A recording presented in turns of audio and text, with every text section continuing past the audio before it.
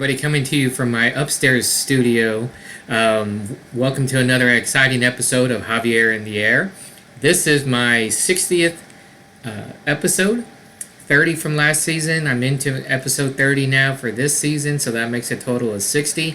Don't have anything super exciting, but just wanted to let everybody know it's been a great 60.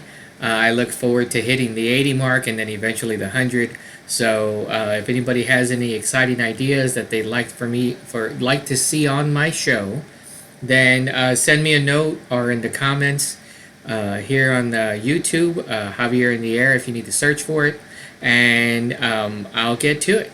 So it's an interesting week for me. It's a little bit behind schedule. I apologize for that. I like to get it out about the same time on Sunday. Here it is Monday, and I'm just trying to get it out now. Some good things happen. I have some phenomenal growth going on in one of my melon garden beds. I'll see if I can get some pics up next week, and we'll look a little bit more into that. And I have a couple of projects that I did. One of them you'll see the pictures for. The other ones you will not, but I talk to you a little bit about them. And so it's going to be another short but sweet one. I did make it out to a couple of different, actually to a brewery, beer house, beer garden, so to speak. We'll take a look at that in the beer section. So it's going to be a different beer section than we normally do. And so let's take a look at the wheelbarrow project, and I'll give you a little bit behind the scenes when we look at those pictures. So we'll go from there. Let's take a look. Okay, so last weekend I went and helped my mother move some furniture around because she was getting some carpet installed, and I finally had the chance to pick up this wheelbarrow that was my aunt's, and she decided to gift it to me. So what I did here was, here's before I did anything. And then what I did was I sanded it down and got rid of the rust, both inside and outside of the barrel part. And then I took some good old Rust-Oleum green that I happened to have laying around. Thank goodness for that. So that kind of killed two birds with one stone. Got rid of the spray and was able to use it successfully. So here's a look of it afterwards, and it turned out to be really, really nice. It was a pretty decent, good job on my part. So there you have it. There's the wheelbarrow project. I had a couple of other projects I worked on this weekend that I want to just touch base with you, and then a little old man rant before we get to our Zen moment. So if you, I think on the past couple of podcasts, I actually talked about a couple of tables that I'm working on. So one of the other things I picked up last weekend from my mom's house was this large smoky glass, about a half-inch thick, about 40 inches wide by 60 inches long. So it's a huge thing, and it's got quite a bit of. My mom's been telling me that I've been getting the glare from the glasses, so I'm trying to make it so it doesn't have it. Let me try this and see, but now everything is kind of blurry, but that's okay. So this is for you, Ma. So got the glass from my mom's house in San Antonio, drove it up here. Didn't break, but then again, this is really thick glass, so I didn't expect it to break at all. And I had an old table that I had in the back that was made from wood and metal frame, wood sitting on it. It was screwed in, all that. It was originally a kitchen table that came with my house when I bought the house. But I decided it wasn't for me, and I stuck it outside thinking that it could, it can be used as a table outside on my deck, because at that time I didn't have anything back there. Well, it turns out it wasn't really for the elements. I put a couple of coats of polyurethane on there, but it was more for interior polyurethane and not the spar urethane that you really need to use for outside. So that being said, it basically over the past 7 years it fell apart. This past weekend, I cut all the wood away, broke it down so that it can be deposited correctly. It's going to get picked up tomorrow. And I sanded down the frame. As you see, it was a sanding kind of weekend. So I sanded down the frame and spray painted it. Spray painting weekend too. I had something called hammered bronze Rust-Oleum that I had for a project years ago. It didn't work out, so I had almost a full can, and I was able to use it to spray paint the frame again to give it an extra coating of protection from being out in the elements. And now what I did yesterday and today was make sure it was nice and dry and ready to go, and I put some cups, foot cups on there. Hopefully it'll stay. I'm not real positive it's going to. I might have to actually have an actual cup. These aren't really cups. These are more like pads. So I really want a cup to stick it on there so that it'll stay on there, right? So I may have to go to that. But I had some other stuff laying around, and it was time to clean the garage. So I found a lot of these items from various leftover projects, and now I'm trying to use them all. So I stuck them on the feet, and this afternoon I'm going to put some pads on top where the glass table is going to rest on the frame. So I don't want to have it metal on glass because it's just going to cut it up and it's going to look nasty. So I have these pads that I'm going to put on the top and then rest the glass on there. So I'm hoping that will go over well. I'll find out later on today whether I can do it successfully by myself or not. I may need some help during the week to kind of center it and get it in the right spot. So we'll see how that goes. So that is the table project I was working on. I also have another table that I've been using in my garage, but it's time to clean out my garage. So that one has 4 coats of spar urethane on the top and the bottom, and the frame itself is still looking great. So that was one of the kitchen tables that I had that I moved out and I stuck into my living room, and it just started collecting clutter. We all know, we all do this, and it just started getting clutter on there. So thanks to my sister Aida, who had a great idea of how I should rearrange things in my living room, I moved stuff around and I got that table out into the garage, and then like I said, I put coats of spar urethane on it so that it'd be protected outside. So that is going to be going onto the deck today as well. So I have 2 tables out there now, and I have some chairs. I might start looking into some chairs. If anybody has extra chairs in the Cedar Park, Austin area, outdoor chairs that they want to get rid of, just let me know and I'll come pick them up. So I have that going. So those are the 2 table projects that I have. Of course, the gardening's ongoing, and I'll have pictures later on from that once it starts really growing. So before we move on to the Zen Moment, I want to let people know that today was we were just notified, the world globally, however you want to say it, that the FDA has approved the Pfizer vaccine. So what that means for the people that are the armchair scientists who were using that as an excuse for not getting the vaccine. Oh, it's not FDA approved. That means it can do anything. I get a shot, I'm going to die. I get a shot, I'm going to have 7 heads. My grandchildren's children are going to have some kind of mutation because of that. Well, all that is now out the door. It's FDA approved. It's no longer in the emergency authorization that they had. It is now 100% approved. And so that means you should be able to get the vaccine. And there are little side effects. I say little because there's always something that could be a side effect due to your body chemistry. Now, everybody's body chemistry is different on some respects, and then everybody's body chemistry is the same on other respects. So vaccines help people. And by the way, for some people that talked to me this weekend, vaccines are not a cure. They do not cure you of ever getting whatever the vaccine is for. That's why you have to get flu vaccines. A booster, if you will.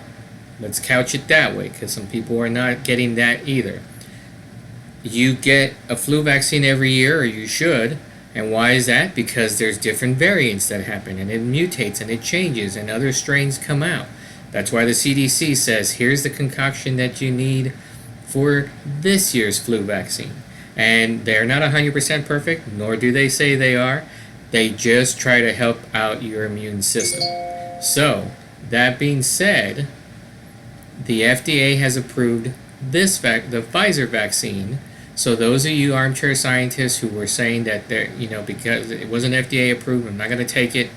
Now you have no excuse on that front. I'm sure I'll hear other excuses, but that's to be said. That's to be looked at differently. So I'm going to keep posting about the vaccines. Some people feel like I'm just posting into a vacuum and nobody's reading or listening to me. I don't care. It's my Facebook page. It's my podcast. I'm going to post what I want. And that's how it works. Okay. So now we're going to talk a little bit about the Zen Moment. So my Zen Moment, I'm continuing to burn my stump. That's right, burn the stump. It's been recommended to me thanks to neighbor James for his idea of using charcoal, putting the charcoal inside and around the stump, and then letting that puppy burn for as long as the charcoal burns. So I did that on Saturday, let it burn overnight. I was watching it for 3 to 4 hours, making sure it didn't light up anything. I watered the grass around the circle to make sure that it was saturated so there wouldn't be a problem. So I got it burning. It burned down. It was still hot the next day, like 14 hours later, so that's great. I haven't removed any of the ash or anything like that. I'll probably do that this week to see where I'm at. However, I went to take a photo, and then it turned into a Zen moment for us. So the photo I'm going to show you real quick before we go into the Zen moment is how my phone camera picked up the image. So to my naked eye, there was not a lot of light there. There was just a little bit of a fire still going in the photo I took, but it did not look like anything that the photo gave me. Now the photo is like the camera is like a 5 or 6 megapixel camera and picks up way more light than my eye is capable of, probably more than everybody's eye is capable of. So it's very interesting to me to see, and there's no effect on this, by the way. Absolutely no effects. I don't use any of that on my camera, on my phone, for any reason. So this is very interesting. So I want you to take a look at it. I'm going to do a brief little voiceover on it, and then we go into the Zen moment, because I just want people to see it, to see how crazy, it's crazy to me how I would do this. But let's take a look and see what you think. So here's the fire picture I wanted to show you. So if you notice, there's a screen over it from one of the fire pits I have in the back. And this is probably about an hour into burning. And if you notice, it looks like... so I was talking to someone yesterday about that.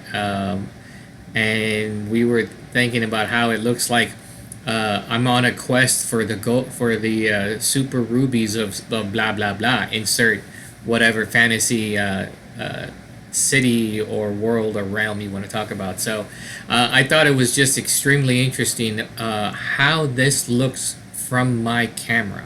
No special effect, no anything. This is just the camera pulling in the light and making it look like almost like lava or like fantastic rubies or something like that. I just thought it was really cool to check. So I just wanted y'all to see it and see if you've ever seen anything like that on your phone. And if you do, send me some pics. All right, we're going into our Zen moment now, so check it out.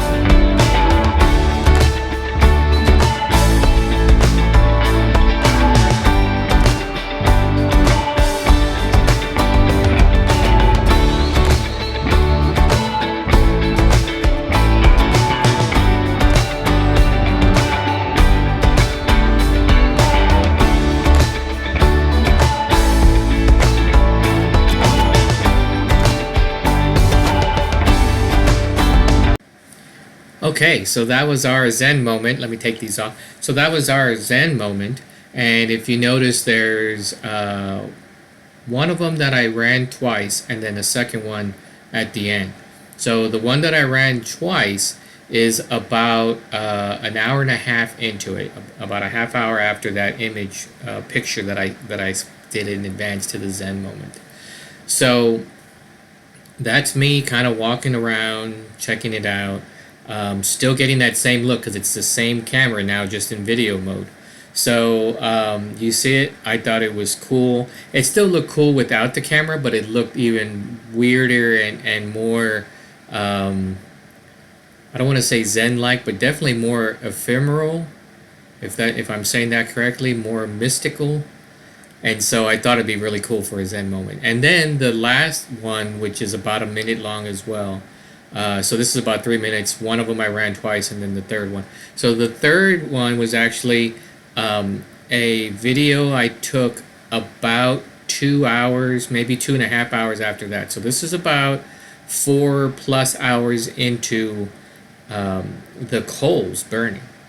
So I thought I was really surprised at these coals, and these are organic coal briquettes or whatever you want to call it. Basically, they looked like fossilized pieces of wood. I wish I would have taken a picture of it. It was pretty cool.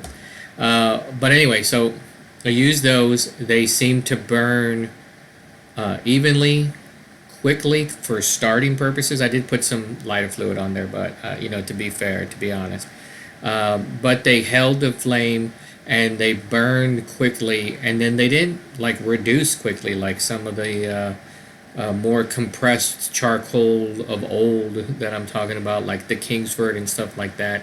Original Kingsford, for those of you who may know it.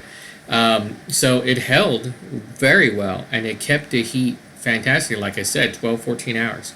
And so I thought it'd be really cool to have that one showing about 4+ hours in. It's a shame I didn't take one like midnight or 1 o'clock, but I was already asleep by then, so doesn't matter. So that was a really cool Zen moment for us. And the stump project is still in the works, so we'll talk more about that in the upcoming weeks. So I was out yesterday. I went to Thai cuisine on Palmer Road.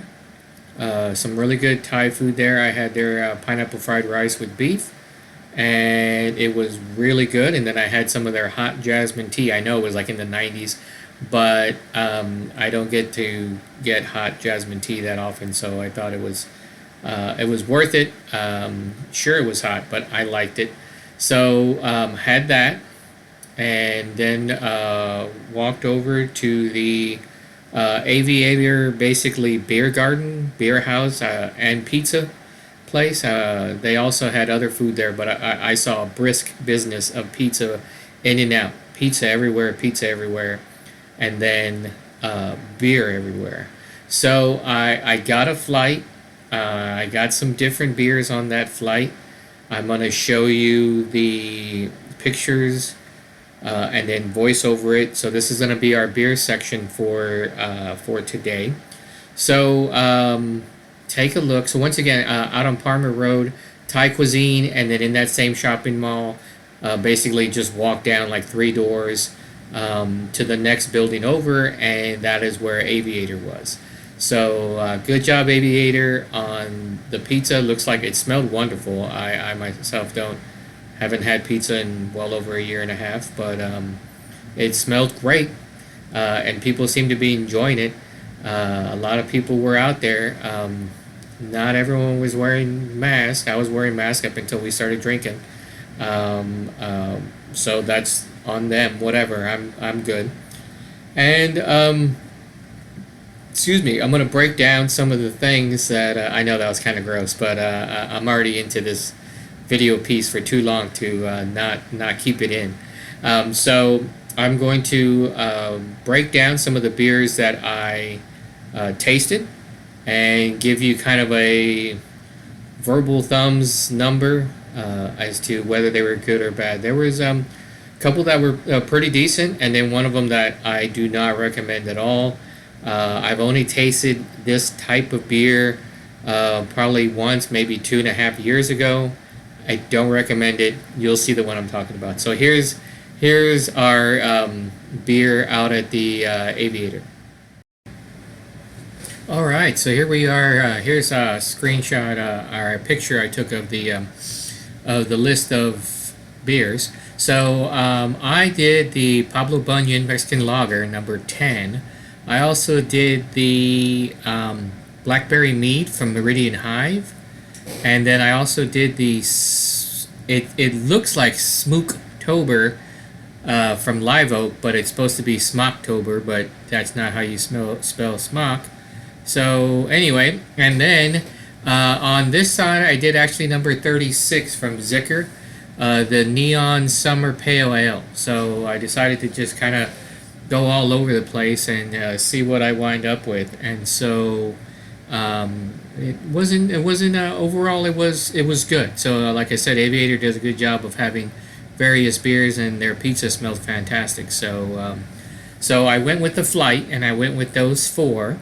And we wound up, here we go, here's a picture of it.